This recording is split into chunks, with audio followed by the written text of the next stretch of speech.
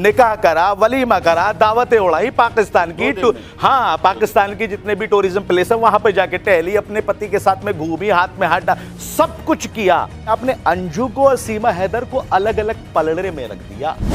हाँ, तरीका आने का हो सकता है उसका गलत था, नहीं हो सकता नहीं सर, है गलत। नहीं सर गलत है सर। सिंह साहब आपका कुछ और वर्ड था कि उसने अपना रंग दिखाना शुरू कर दिया। सीमा को कहते हैं कि आइए आपका इस्तकबाल है, वेलकम है। नहीं हुआ इस्तकबाल सर, आप तो कर रहे हैं ना। आई सर आपने तो किया। डॉक्टर एपी सिंह अगर बहन माना है सीमा को तो अपनी जान लड़ा देगा। पाकिस्तान के अंजू का क्यों नहीं लड़ रहे फिर आप? सर आप अंजू के साथ क्यों नहीं गए फिर? अंजू को कोर्ट क्यों कर रहे हैं आप? थोड़ी कोई आएगा मेरे अरे सर आपका दायित्व है। अगर उन्हें लीगल सहायता की जरूरत होगी हम उनके साथ हैं, हम उनके साथ सदैव साथ हैं।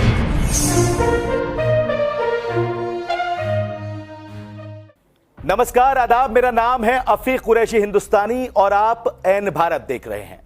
मेरे साथ आज वो शख्सियत मौजूद है जो किसी नाम की पहचान की मोहताज नहीं है।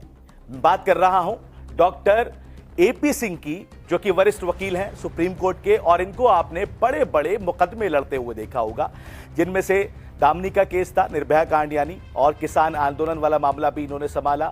एपी सिंह इस वक्त मेरे साथ मौजूद है। कुछ बात कर लेते हैं, कुछ सवाल कर लेते हैं और जानने की कोशिश करते हैं कि आखिर एपी सिंह इतने चर्चाओं में क्यों रहते हैं। देश के जो लोग हैं वो एपी सिंह को किस नजरिए से देखते हैं और उनके दिल के अंदर क्या ख्यालात चलते हैं, दिमाग से वो किस तरह से काम लेते हैं। सिंह साहब, सबसे पहले बहुत बहुत स्वागत आपका एन भारत न्यूज में। और मैं सवालों की शुरुआत इस बात से करना चाहूंगा, लड्डू आए आपके घर पे? नहीं आए सर। पहला सवाल इसलिए क्योंकि सबको पता है सीमा हैदर जी जो हैं वो मां बनने वाली हैं, तो लड्डू खाने का मौका उन्होंने दिया आपको? नहीं दिया? नहीं, मेरा तो उससे भाई बहन का रिश्ता है जी, तो लड्डू वहां से नहीं आएंगे। हाँ, इधर से छोचक जाएगा। हाँ, हमारी माता जी हाँ, छोचक भेजेंगी जिसमें ड्राई फ्रूट होंगे, बच्चों के कपड़े होंगे, हाँ, और सब चीजें अच्छी, खाने पीने की, देसी घी होगा। ये सब चीजें होती हैं जो हमारे यहाँ मायके से बेटी की ससुराल में भेजी जाती हाँ, हैं। हाँ। हम बेटी का तो कुछ ग्रहण भी नहीं करना चाहते और हम उधर से लेना नहीं चाहते। एपी सिंह जी, राम मंदिर में जाना चाहती हैं कि 22 तारीख को जो है प्राण प्रतिष्ठा का आयोजन वहां पे हो रहा है, सीमा हैदर जी जाना चाहती हैं? देखिए, सीमा सचिन मीना है अब वो, और वो जाना चाहती हैं। हाँ। अभी थोड़ी कानूनी बाध्यताएं हैं। हाँ। हम भी नहीं चाहते कि बहुत महत्वपूर्ण दिन है। देश के माननीय प्रधानमंत्री जी, उत्तर प्रदेश के यशस्वी मुख्यमंत्री जी वहाँ होंगे, देश के और नामचीन लोग होंगे। लोग तो जहाज से जाएंगे, हाँ, कम से कम 100 चार्टर्ड विमान उतरने का वहाँ अयोध्या में अंतर्राष्ट्रीय एयरपोर्ट बना, वाल्मीकि एयरपोर्ट। हमारी सीमा सचिन मीना अपने परिवार के साथ, हम लोगों के साथ रघुपुरा से, ग्रेटर नोएडा रघुपुरा से पैदल जाएंगी और पैदल यात्रा करते हुए पहले संगम जाएंगी, प्रयागराज मां स्नान करेंगी, फिर काशी विश्वनाथ जाएंगी, बाबा भोलेनाथ की नगरी में, उसके बाद अयोध्या धाम जाएंगी, हनुमानगढ़ी जाएंगी, फिर वापस आते आते वृंदावन और मथुरा आएंगी। हमें चार्टर्ड विमान की जरूरत नहीं, इनविटेशन की जरूरत नहीं। हाँ। इनविटेशन तो मेरे पास आया है, अक्षत भी आए हैं। राम जन्मभूमि मुक्ति आंदोलन में हमारी उस समय जब मैं 18 साल का था, महत्वपूर्ण भूमिका रही। हाँ, जेल भी यात्रा करनी पड़ी, बरेली जिला कारागार जेल में भी बंद कर दिया गया था। छात्र जीवन था, वो भी हुआ, प्रशस्ति पत्र मिला, सर्टिफिकेट मिला। लेकिन वो जाएंगी तो पैदल जाएंगी और ढोल बजाते हुए, गाते हुए जाएंगी। उन्हें किसी के निमंत्रण की और किसी की कोई चीज की जरूरत नहीं। सिंह साहब, आपकी सीमा हैदर, कोट कर रहा हूं मैं, आपकी सीमा हैदर को थोड़ी देर के लिए साइड में रख लेते हैं। एक छोटा सा सवाल मैं आपसे पूछना चाहता हूं, क्योंकि मुझे इतना मालूम नहीं है, आप सुप्रीम कोर्ट के बड़े वकील हैं देश के। सरनेम कैसे लगा सकते हैं हम? कहां पे हटा सकते हैं, कहां पे लगा सकते हैं? जरा उसका थोड़ा दर्शक हमारे यहाँ मैरिज लॉ, हाँ, जो मैरिज लॉ है, हमारे यहाँ बहुत से ऐसे उदाहरण हैं जिनमें महिलाओं ने बाय चांस कह लीजिए, समस्या कह लीजिए, बदकिस्मती कह लीजिए, खुशकिस्मती कह लीजिए, 4 विवाह करने पड़ गए, 1 2 3 4, और बहुत बड़े उच्च पदों पर भी बैठे। ठीक है। तो उनके साथ सरनेम उनके पति के साथ बदलता चला जाता है। जहां धर्म पत्नी पहुंचती है, पत्नी पहुंचती है, वो पति के साथ जुड़ जाती है और उसके साथ सरनेम बदल जाता है और उसके साथ हो जाता है। सिंह साहब, आपने कहा सरनेम बदल जाता है। पिछला जो आपका इंटरव्यू हुआ था, शायद एन भारत के साथ में हुआ था, मैं आपको वो इंटरव्यू सुन रहा था। आपने, मुझे ऐसा लगा कि आपने अंजू को और सीमा हैदर को अलग अलग पलड़े में रख दिया। आपने दोनों के साथ में, मेरे हिसाब से आपने उनको अलग कर दिया, साइड कर दिया। उसकी वजह मैं जानना चाहूंगा, क्योंकि सीमा हैदर पाकिस्तान से आके हिंदुस्तान में शादी करती हैं और अंजू हिंदुस्तान से जाकर पाकिस्तान में शादी करती हैं। अब सीमा हैदर यहीं पे रुक जाती हैं, अंजू 6 महीने के बाद में वापस आ जाती है और वो कहती हैं कि मेरा सब कुछ ठीक चल रहा है। तो आप इन दोनों को अलग अलग नजरिए से क्यों देख रहे हैं? हमारा नजरिया कोई अलग नहीं। हाँ, वो आई, यहां से गई, जाना चाहिए था, उनके में फर्क है, दोनों के में मामले में फर्क है जी, वो समझा दी। वो यहाँ अपने बच्चों को छोड़ के गई जी। सीमा अपने बच्चों को, 4 बच्चों को लेके आई। वो 2 बच्चों को नहीं ले जा पाई, सीमा 4 बच्चों को लेके आई। ठीक है। सीमा के मुताबिक जुबानी तलाक पाकिस्तान में 4 साल पहले हो चुका था। गुलाम हैदर उससे मना करते हैं, लेकिन सीमा का कहना है कि हमारा 4 साल पहले जुबानी तलाक हो गया, क्योंकि वहां चलता है। भारत में ट्रिपल तलाक पेश हुआ, यहाँ है अलग, वहां का अलग। मतलब उनके पति ने वहां पे उनको तलाक दे दिया था, और वो भी इस्लाम के मुताबिक। इस्लाम, ठीक, वो 2 बात। ठीक है। यहाँ अंजू का अरविंद से कोई डाइवोर्स नहीं हुआ, क्योंकि अंजू पहले हिंदू थी, हाँ, उसके बाद वो क्रिश्चियन बनी, हाँ। क्रिश्चियन में विवाह हुआ।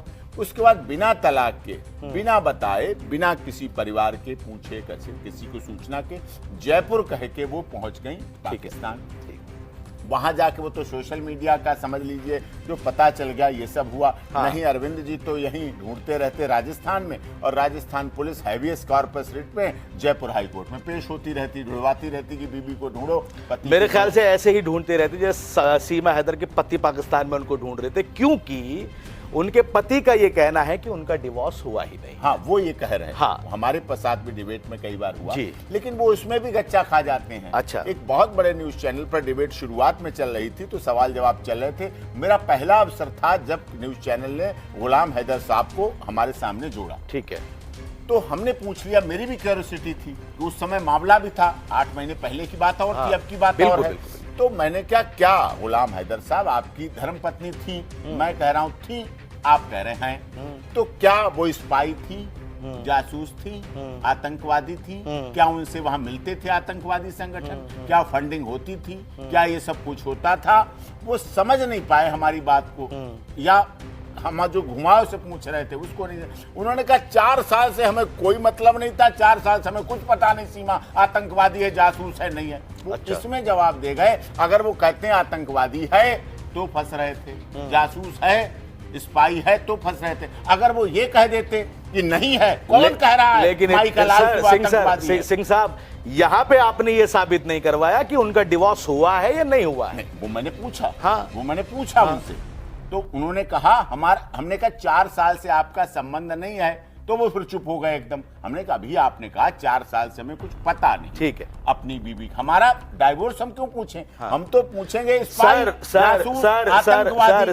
पूछेंगे ना। मैं पता है पूछने के लिए नहीं, मैं पूछने के लिए क्यों कह रहा हूँ सिंह साहब, मेरी बात सब सुनिए पहले आप। मैं पूछने के लिए क्यों कह रहा हूँ, मैंने आपका पिछला इंटरव्यू देखा, आपने कहा, अच्छा पहली बात, मेरे नाम के पीछे भी हिंदुस्तानी, प्योर हिंदुस्तानी हूँ, पाकिस्तान की वकालत नहीं कर रहा हूँ, मैं फैक्ट की बात कर रहा हूँ। आप एन भारत चैनल के वरिष्ठ पत्रकार हैं, और एन भारत चैनल पूरी दुनिया में देखा जाता है। देशभक्ति, ईमानदारी, निष्पक्षता, निर्भीकता, निडरता जो पत्रकारिता के स्तंभ हैं, उनको आप लोग। चलिए, इस कॉम्प्लीमेंट के लिए आपका बहुत बहुत शुक्रिया। मैं वापस आता हूं सर, क्योंकि आपके पिछले इंटरव्यू में आपने ये कहा कि अंजू जब यहां से गई तो जाते ही उसने अंजू से वो क्या बन गई, क्या नाम था सर? फातिमा बेगम बन गई, निकाह करा, वलीमा करा, दावतें उड़ाई, पाकिस्तान की हाँ पाकिस्तान की जितने भी टूरिज्म प्लेस है वहां पे जाके टहली, अपने पति के साथ में घूमी, हाथ में हाथ डाल, सब कुछ किया। फिर आप एक तरफ कहते हैं कि भैया सीमा हैदर ने भी ये किया, तो अलग अलग क्यों सर? नहीं, आप उसको नहीं सर सीमा घर से नहीं निकली। हाँ, सीमा आई भारत। हाँ, तरीका आने का हो सकता है उसका गलत था, लेकिन नहीं हो सकता नहीं सर, है गलत। नहीं सर, गलत है। भारत और नेपाल के बीच ऐसा नहीं है। भारत और नेपाल, देखिए, वो वैलिड पासपोर्ट वीजा से दुबई आई। अच्छा। दुबई से काठमांडू आई, वैलिड पासपोर्ट। ठीक है। काठमांडू आई।